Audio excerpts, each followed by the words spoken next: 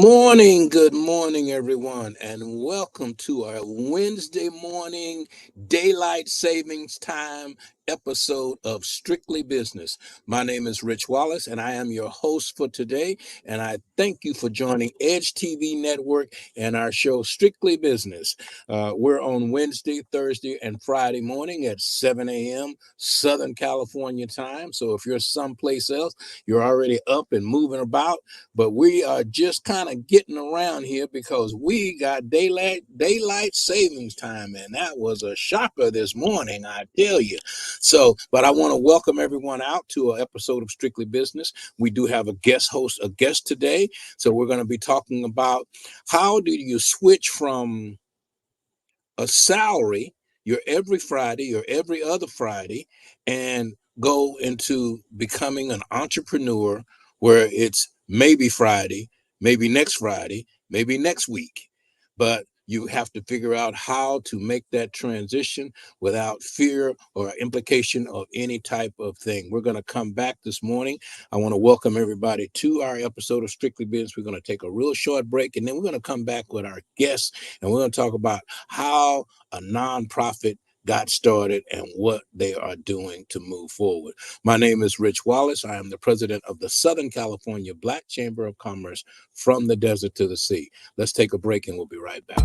One of the secrets to exposure for your business lies within supporting Black businesses and entrepreneurs.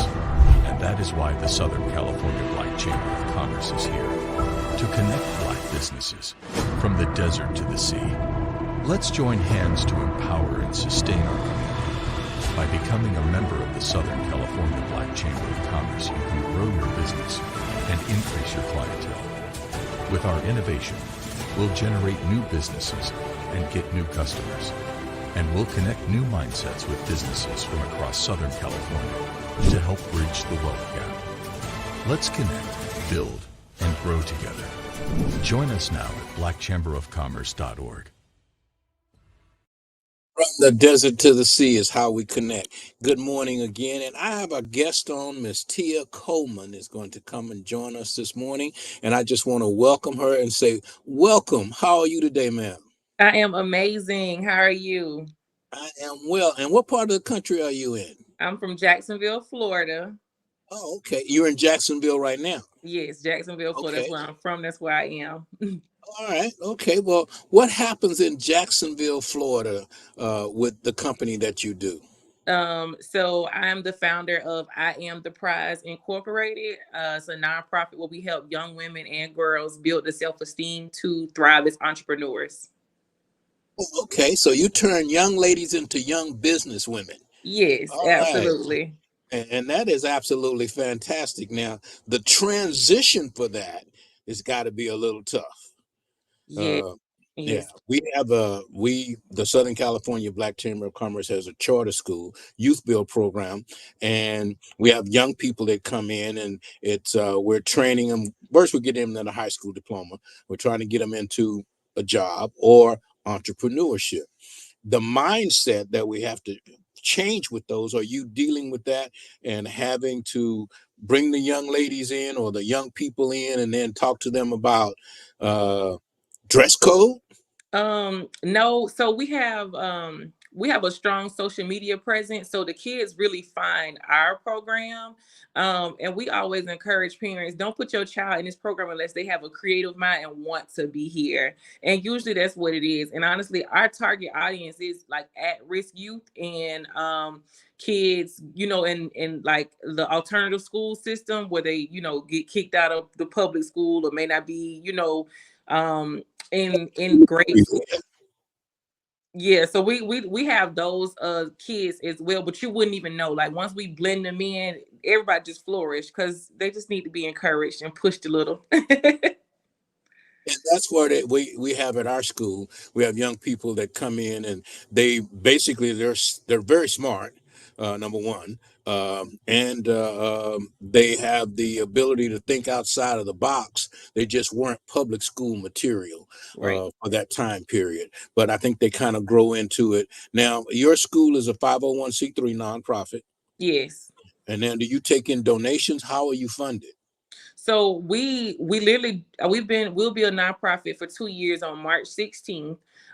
We do a lot of crowdfunding through our strong social media presence and getting donations from community business owners. Literally, like we just received our first real written grant in the mail yesterday. Yeah, but we have been able to sustain through crowdfunding in our programming. Like we do a lot of like big programming to get the community involved and business owners involved, and they do a lot of donating to us. So we've been able to sustain. We do a lot of, we don't do crowdfunding, which is something we may consider. But right now, for our educational program, we do golf tournaments. As you see, the celebrity golf tournament behind me, we have a golf tournament scheduled for Juneteenth out in Pasadena area at the Rose Bowl, which is a big deal out in Southern California. So we're at Brookside Country Club for our celebrity golf tournament, which we raise money for our school. Okay. We do fashion shows. We try to figure out what we can do to be able to raise funds because we are not funded by any federal agency or any of that kinds of thing. But even though we give a high school diploma, we're paid through the school district because we do the high school diploma. But Right. at the same time, we still have to figure out how to have a bus trip, how to pay for lunch, how to do this and how to do all those things. Now, the young people that come to your site, are they on campus all day or is it online? How does that work? So we have more of like an after school program.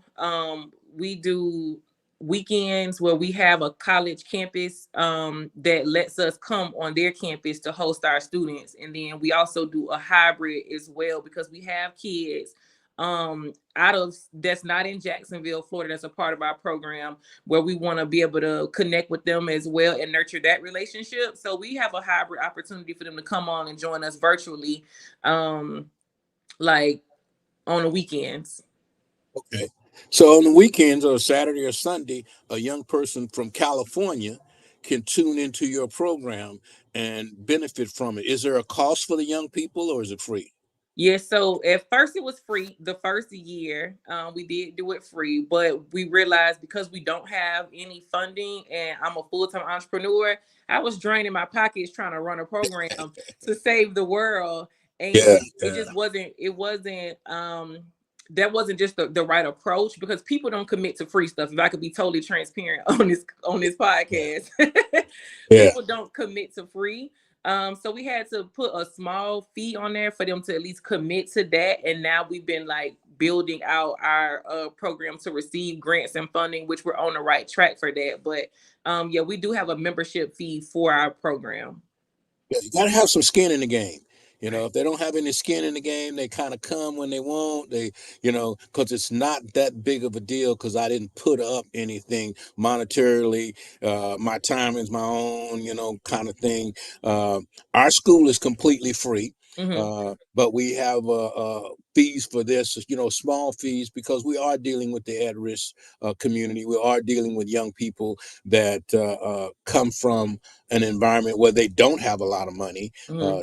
to spend. But I notice when I talk to my young people, they all got Apple phones. Everybody, these kids got Yeah, money, okay? they got the most expensive cell phone on the market, and we're Mhm. sitting here in an environment that everybody needs to try to figure out how to save money. So we talk about budgeting and what you can live with and what you can't live without. So maintaining a budget is so important for young people because especially if they start out young and they have young children.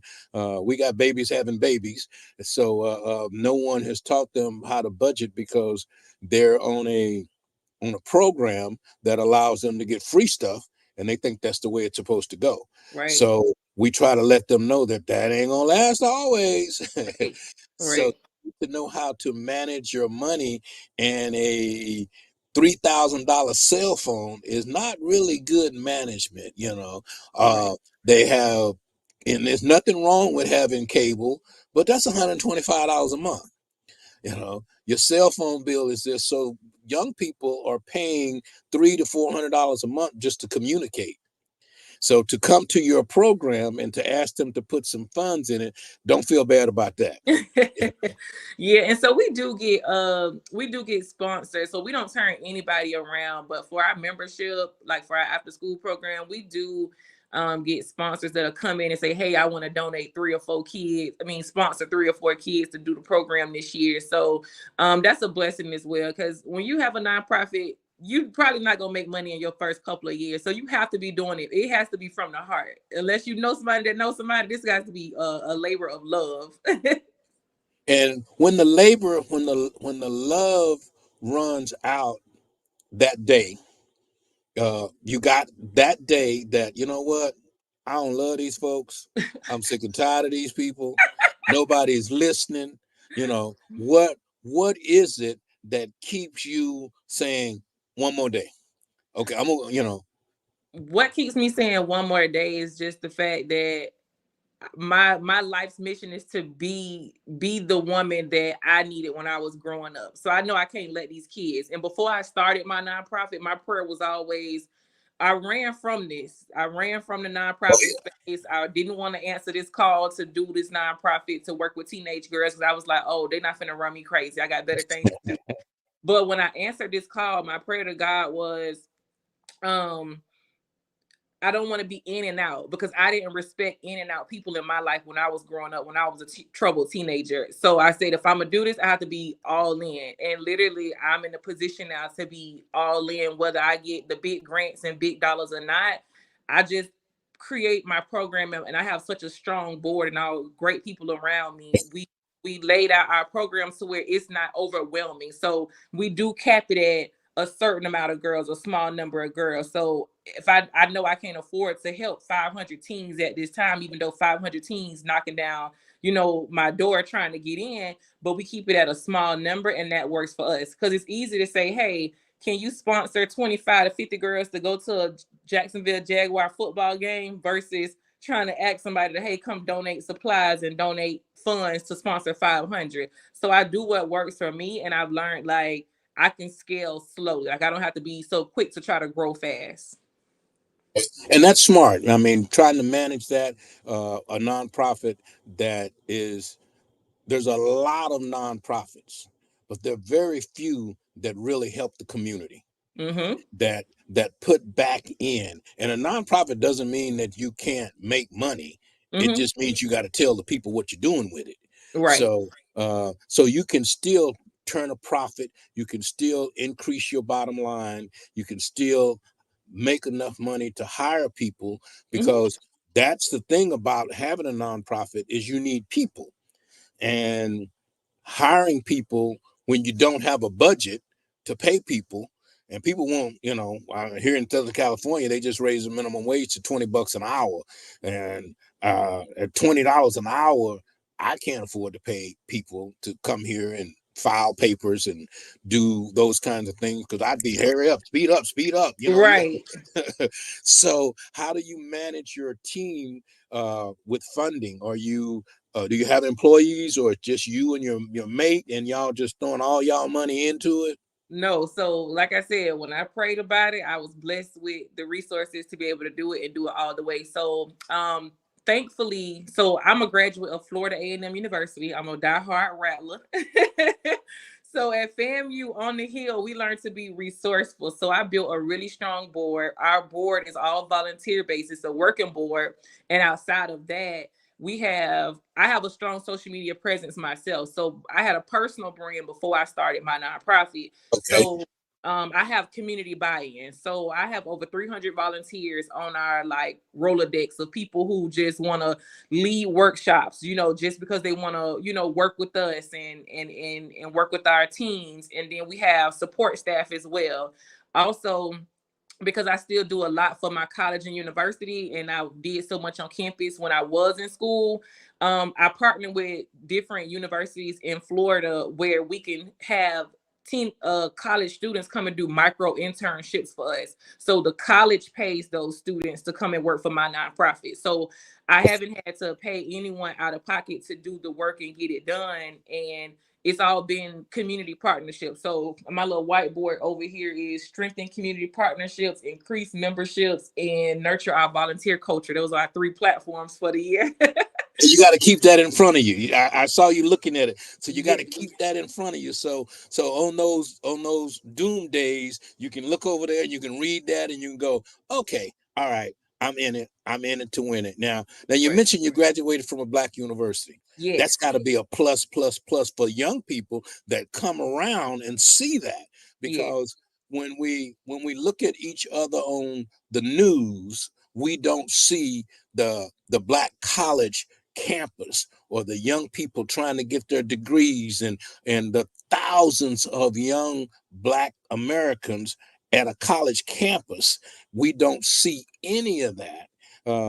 We only see the high speed chase, the break-ins, or these kinds of things. So what we try to do is let young people know that there's a different world, Mm-hmm. that there's something else going on besides this. And if they don't visit, and a lot of the high schools today take kids to visit college campuses and these kinds of things, and that's great and that's fantastic, but they take them to out of the box, what I consider sometimes out of the box colleges, Mm-hmm. UCLA, USC. Oh, this is beautiful, this is great, but you need It's a not what our kids need. yeah, but when you go to a Black college campus, oh, it is. One of my son graduated from Howard, Okay. and we're a big supporter of Black colleges here at the Black Chamber of Commerce. We have none here in Southern California, so we support the ones across the South and other places. But it is a wonderful feeling to see young, educated, or people trying to get that. And when you walk around and you see, man, there's a lot of Black kids here, so they're not all sagging pants and those kinds of things. So as we try to get our young people to know that there is a different world, do you introduce them to different types of, things? I know we go to get invited to a lot of banquets and dinners and these kinds of things. And one of the things that the young people said to me one time was, which is so amazing, why are there so many forks on the table? You know. So That's if cool. you don't know there's a salad fork and a dessert fork and a fork to eat your meat with, they're like, okay, because we just use one fork at Mm-hmm. home. You know, uh, we pick the meat up with the fork and put it in and pull it out. So using your silverware is something. So do you do etiquette classes or things like that? Yes. So every year, even before the nonprofit was established, we do something called the Spring Experience for teenage girls 10 through 17 here. And we have kids, of course, our main population are kids in Jacksonville, Florida, but we do have kids that come in town to be a part of our 3-day spring break camp. And it's actually coming up in 2 weeks. So we just have a series of different workshops for the kids each day. One of those workshops is and one of the workshops will be a etiquette class, but we have an entrepreneur, a business owner come in who creates body butters and body oils, fragrances and lotions. So we teach them how to do that. We teach them how to do fashion design, creating prom dresses. We teach them how to do press on nails, how to braid hair, how to do makeup, and interview etiquette. We do table etiquette. We do we do a different array of things, but in my world, we believe business and fun can coexist. So Okay. I wasn't the debutante kid. I wasn't the cotillion kid growing up. I was the traditional student, like A's and B's. Yeah. I'm just trying to get through this without my parents, Yes, cutting my I budget. literally just enough to get by. But those kids are the children that they tend to get overlooked and tend to get swallowed in the world because they feel like, well, you don't have straight A's, then there's no place for you. And that's not true. So although I went to college and got a degree, I came out as an entrepreneur, but I still want to give kids exposure to that world. And because I feel like that's important, because when I went to college, I didn't know anything about college. I was never exposed to it. So I was kind of lost, and college was a new world for me. And although I thrived on the hill, it was still a new experience. So I was learning a lot about life and a lot about the college life as a college student. And I wish I would have been exposed to it earlier. So we are now planning this year to take our kids on a trip to FAMU right after the spring break camp. There's like a big thing going on the hill in Tallahassee. So we're going to go up there with some of our teenagers to just give them a feel of what FAMU is like. And I mean, that's the only place I'm sending out scholarships to go to. So they don't really have another choice. Yeah, that's like me. I pretty much am doing Howard, and I go over there to the campus. My son, once he graduated, he still lives in the DC area, working for the government and those kinds of things. But he has an entrepreneur program that he does as well. So I constantly promote black universities, period. But I kind of stick to Howard because I like going to DC. I don't want to live there because it's too cold. Really? Yeah. So we try to deal with things like that. Now, the world is mad. The rest of the world is mad at Florida. There are NAACP and black organizations and different organizations. Let's boycott Florida because of the governor saying this, and they're taking this out of the books and they're taking that out of the book. Being a black person from Florida, loving Florida, how do you tell the rest of Black America or minority America, hey, come to Florida and spend your money. We still love you. We still need it. Is there something that your organization is doing to try to combat that? Let's hate Florida because the governor ain't this and all of that. Yeah. So, well, my philosophy is you can't say the world, but if you say one person, you did your job, right? So with my nonprofit, we have an event, an annual event called Manifesting Over Mimosas. That's our annual networking event for female entrepreneurs. Say the name of it again. What was the name of it? It's Manifesting Over Mimosas. We young now. We like to have fun. Mimosa. Okay. Yeah. I thought that's what I heard. Yes. Yeah, so we got a proclamation for the city. We got recognized from Congressman Al Lawson for the work that the event has done, and we bring out business owners from across the nation. Like our furthest traveler came from Africa this past year to come to the event. So my thing is, and everybody can't have large scale events. That's not everyone's thing, but that just happens to be my gift, right? And I think if you build something beautiful, no matter what they say on the outside, you can't keep people out. Just like you could talk about traveling to Africa or traveling to Jamaica and say, oh, it's so dangerous, you shouldn't go. But they built something beautiful that people are still curious. Like people still want to be a part of something great. So I've built that in Florida. It's the largest networking event for entrepreneurs in Florida, actually. And people come from all over just to, be in Jacksonville, because in Jacksonville, people think, oh, it's a crowd pop mentality. We new to entrepreneurship. We slow to entrepreneurship. But my organization has played a huge role in bringing people to Jacksonville wanting to do business with us because they think we're the standard for Black excellence. And for me, that's amazing. That's probably one of the highlights of my entrepreneur career, being able to accomplish something of that magnitude. Now, when is that conference? So this was last year. Was my last year doing it. It was December 17th. Not my last year doing it, but I'm taking a break because I'm going back to school. Oh, okay. So you're going back get another degree on top of that one? Yeah, I'm going to law school. Okay, all right, yeah, because we all need lawyers and they expensive. So and crime pays, and I need some money. Crime does pay. Right, so I'm going to law school. Okay, that is fantastic. So now we're gonna they're telling me I need to take a quick break, so we're gonna take this short break and I'll be right back. Okay. Business owners are raving about the new talk show, Strictly Business with host Rich Wallace.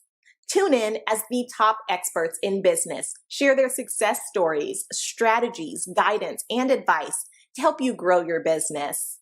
With guests from the top companies to your favorite influencers, Strictly Business with host Rich Wallace is the show to watch for all things business. Our conversations are strictly business. We discuss new funding options, new business initiatives, best business practices, all things business explained. We provide you with the tips you need for your business, all in one morning business talk show. Be sure to tune in. Are you a business owner? Do you have a story to share? Are you able to help our audience? Then we want you on Strictly Business with host Rich Wallace. Visit the website at edgetvnetwork.net and select Be a Guest to schedule your appearance today. Okay, that was quick, I think. So now what we're looking at, you made the transition. Now you have a full-time job also? I'm a full-time Oh, entrepreneur. okay. What is your, besides the nonprofit, do you have another product that you do? So I have my book, I Am the Prize. It started off with my book. So I am an author. And then I have a business that I started for my kids called The Sweetest Sisters. It's a snow cone truck.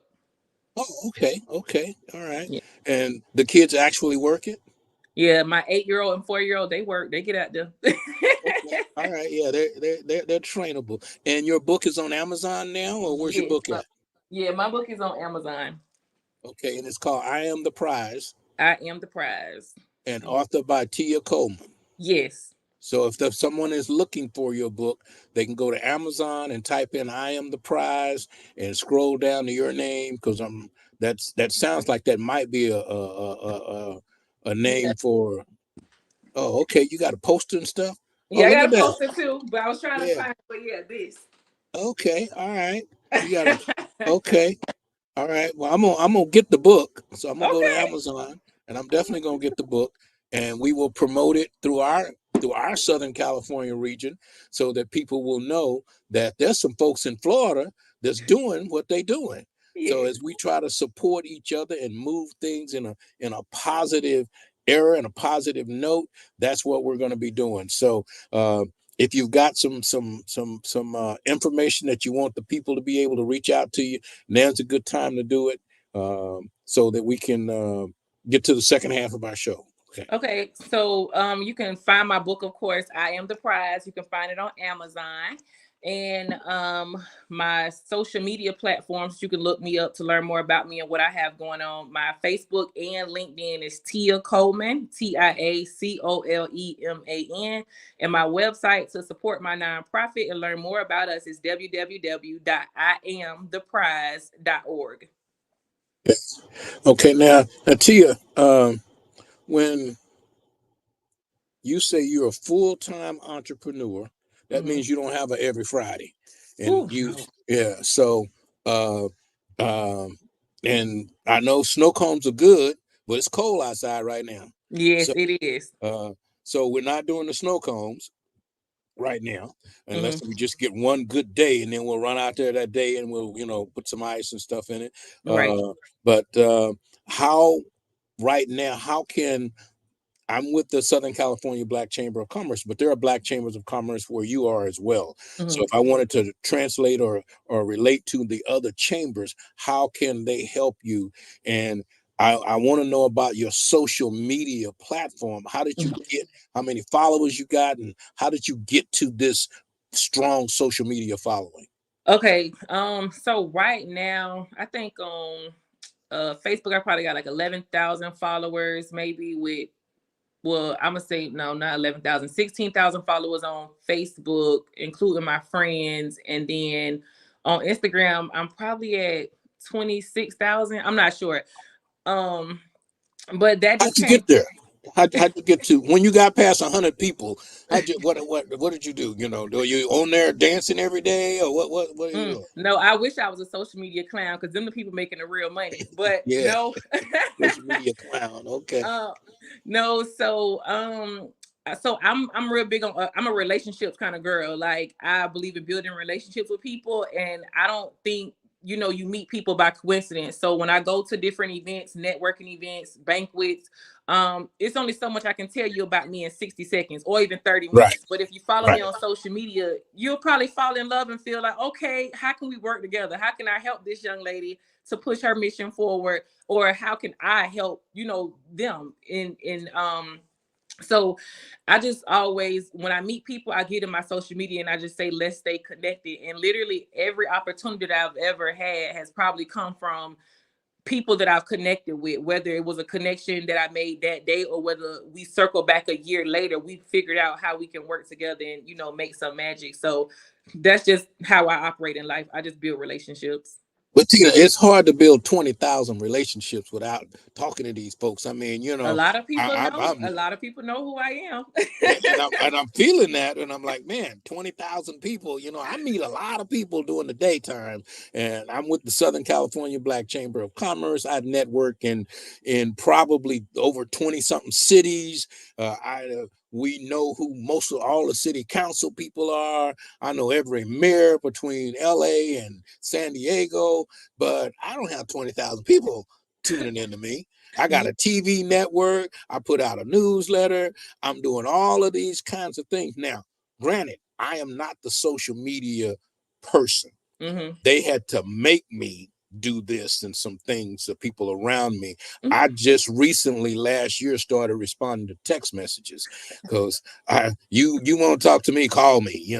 I'm that guy. I get in my car and I drive 100 miles a day back and forth, just meeting people face to face, because I refused to do what I'm doing right now for a long, long time. Mm-hmm. So now I'm trying to find my way in it over 70, and it's like, do I really want to do that?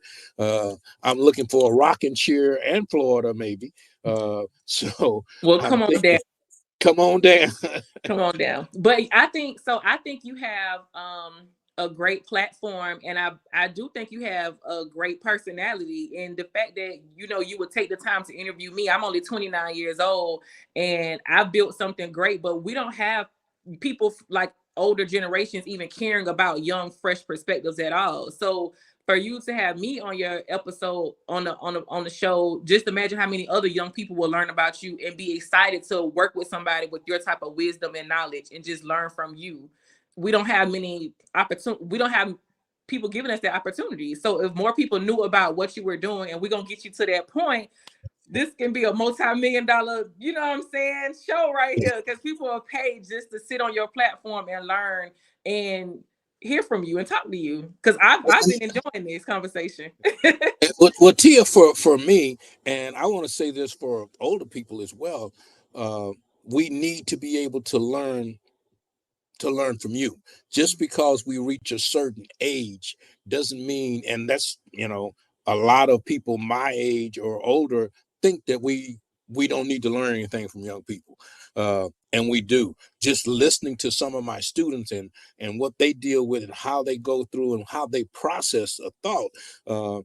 I'm trying to talk to my students about politics and being a council person, or being a judge. And a lot of my young people didn't know that judges were elected, so saying, hey, you could run for this or run for that, and they go, we have to take out of the young people's mind that it doesn't matter if I don't vote or if I do vote. Mm-hmm.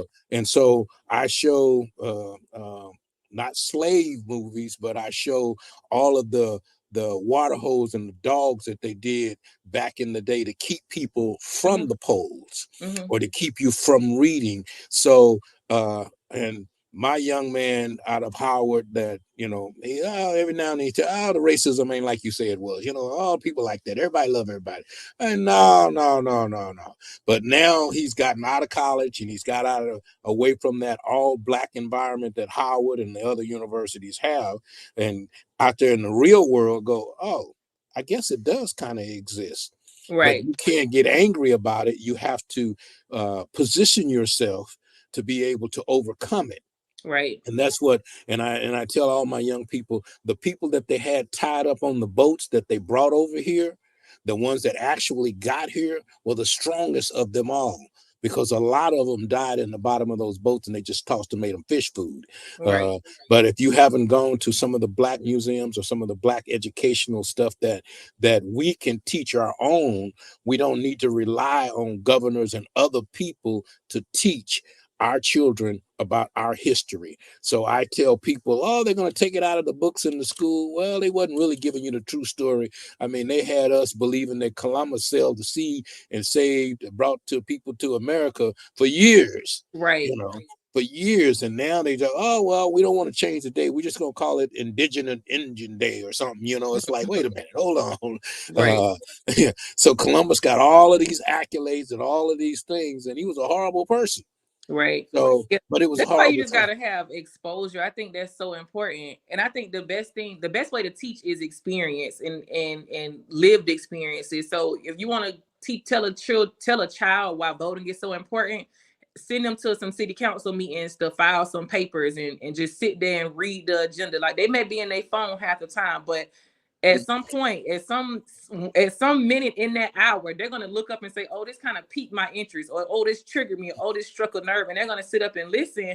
And they may feel like, "Well, you know what? Let me come to the next city council meeting, or let me volunteer for another campaign." If it's something as small as waving signs, so we do a lot of boots on the grounds, getting our kids involved. So I have a lot of um ties to the city hall here in Jacksonville, Florida, where we work in the mayor's office in the city hall, and we get our kids involved. And that may not be something they're interested in, but you never know until you try it. So we do send our girls up to city halls to pass out papers and give out the agendas in the meetings. And we just kind of work with city council members like, hey, we're going to put them in some professional business clothes and, just let them be your aide for that meeting and just get them exposed to it. Even myself, um, I did something called teen court growing up, where I was a teen attorney for kids that had like small petty theft offenses and things like that. So if I were their attorney representing them, I would just say, hey, you need to write a letter to the judge or write a letter to who you stole this candy from. And just being able to see that, it piqued my interest more. And now, I'm headed into law school in the fall. So Yeah, yeah. Yeah, and it's kind of like, okay, just dabbing in it or playing the game as an attorney or in a marked court system has driven you back to school to get a law degree. yes, And you're exactly. 29 years old and you got a couple kids and you're still going to go back to school, and now you're also not just with your children, you're also taking other people's children on, Hmm. and God's going to bless that. I Thank mean, you. it just is.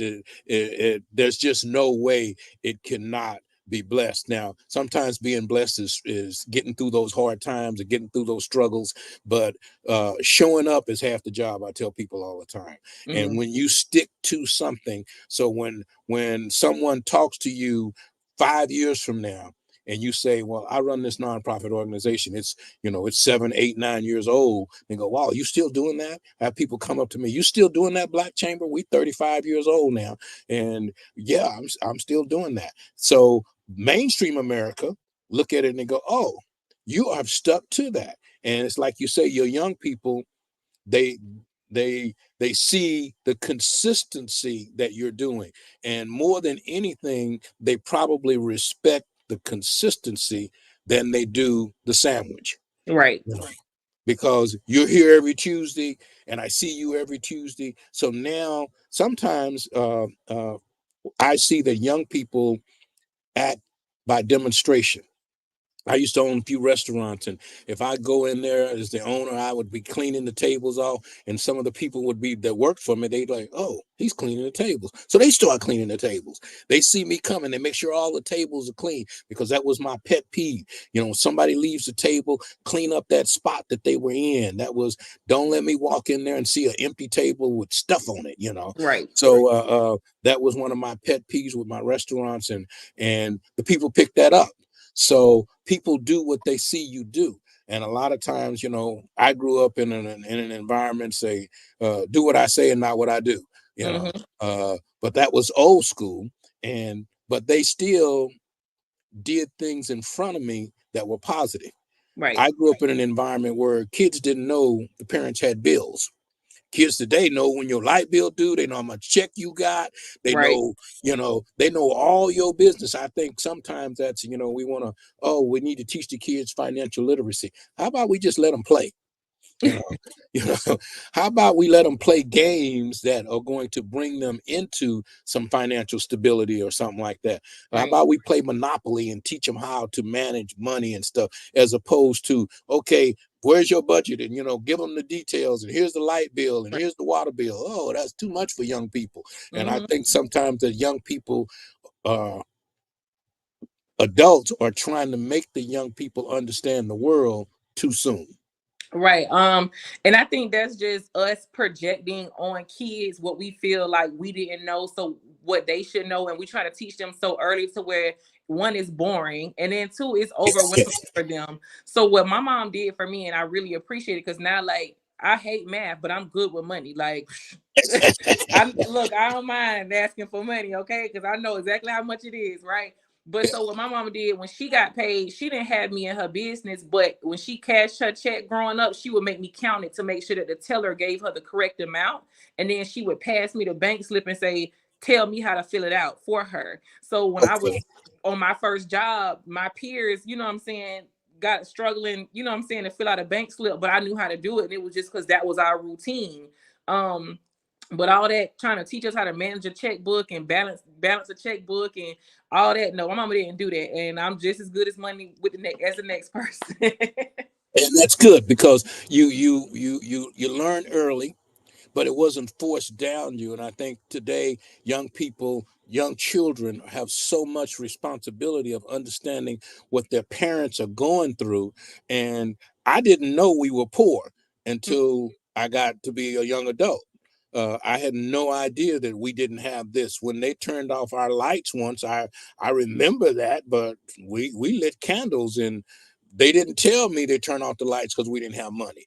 The lights were just not working. It wasn't my business, and the older people, you got to mind your own business. I'm sitting here in the dark trying to read my book, but okay, they teach you how to function around those things and how to make those things work. And I think that was just such a blessing. We're going to take a real short break, and I'll be right back.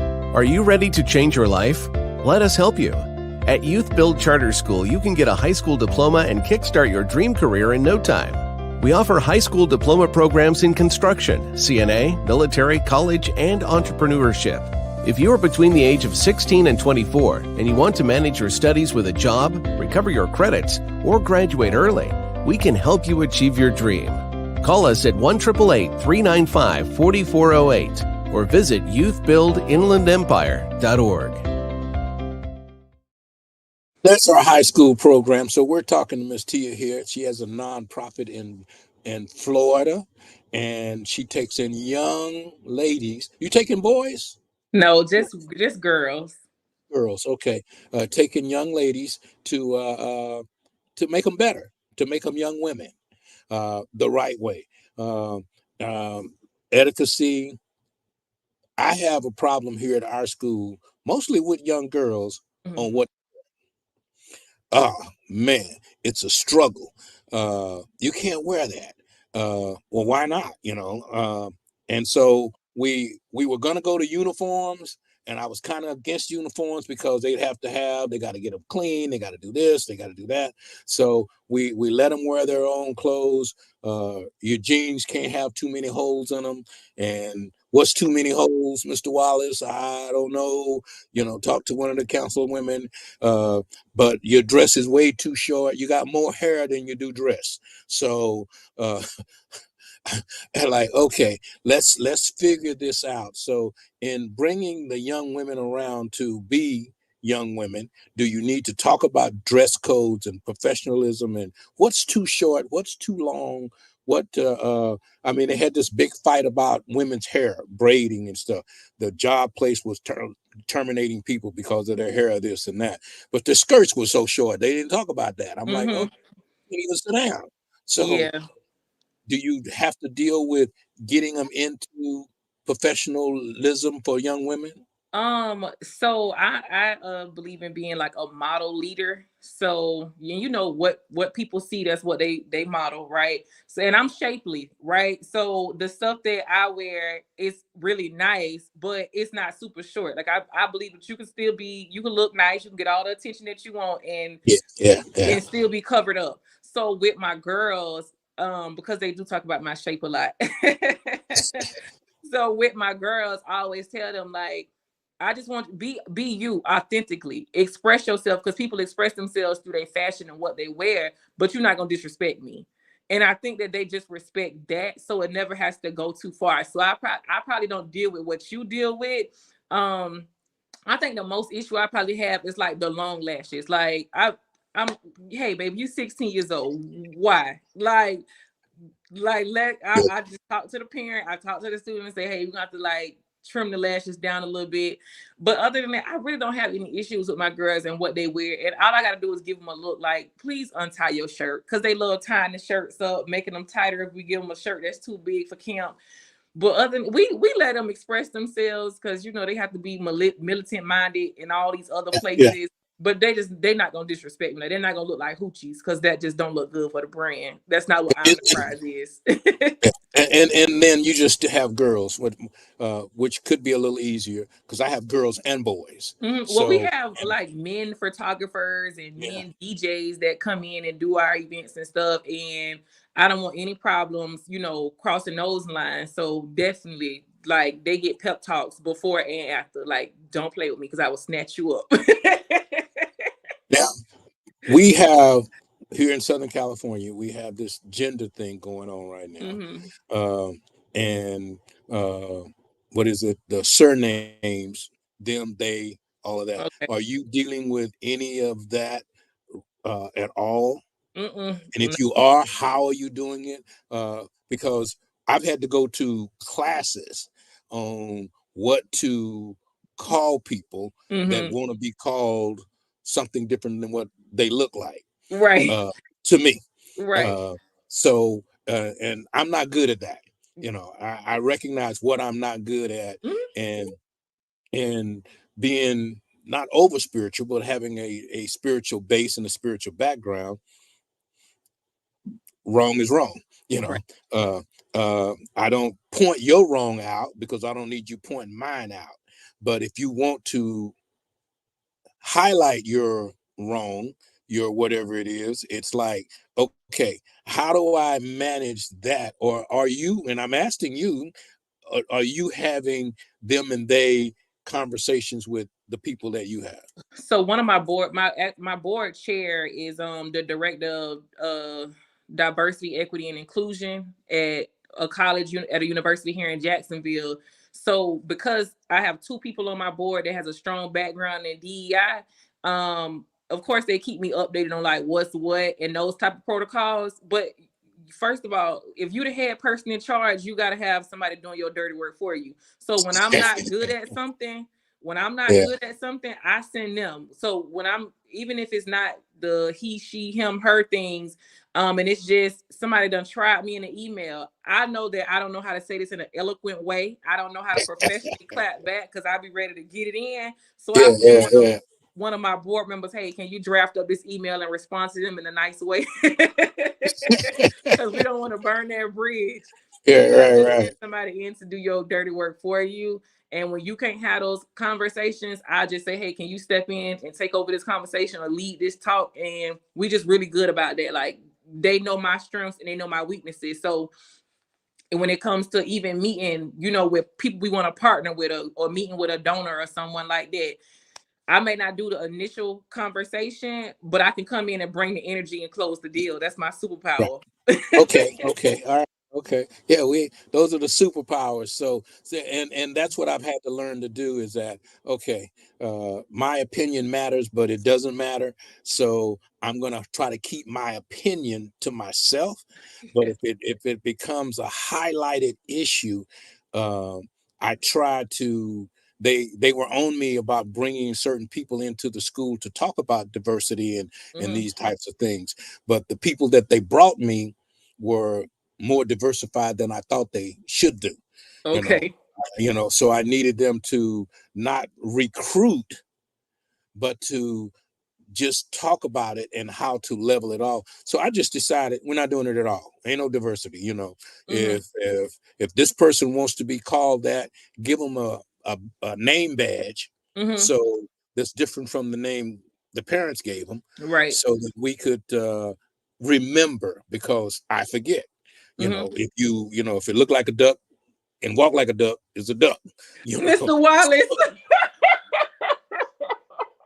So, that's what I'm just saying. So I struggle, and you can tell I struggle, huh? So, but in the struggle, we try to make it right, and we try to do the right thing, because everybody needs love and everybody needs the opportunity to transform their mind and make themselves better. Right. This has been an episode of Strictly Business. We have Miss Tia Coleman on. I'm down to my last 30. I have enjoyed you this morning. Time just going on by. I have wrote down the book. I am going to get a copy of your book, and probably there'll be some information in there how to reach back out to you. And I know my office took it. So thank you so much for being a part of Strictly Business this morning. And I know the time change is different for us here. It's early, but you're already into your day. So have a wonderful and blessed day. And thank you again for being a part of Strictly Business. Absolutely. Have a great day. All right. Thank you.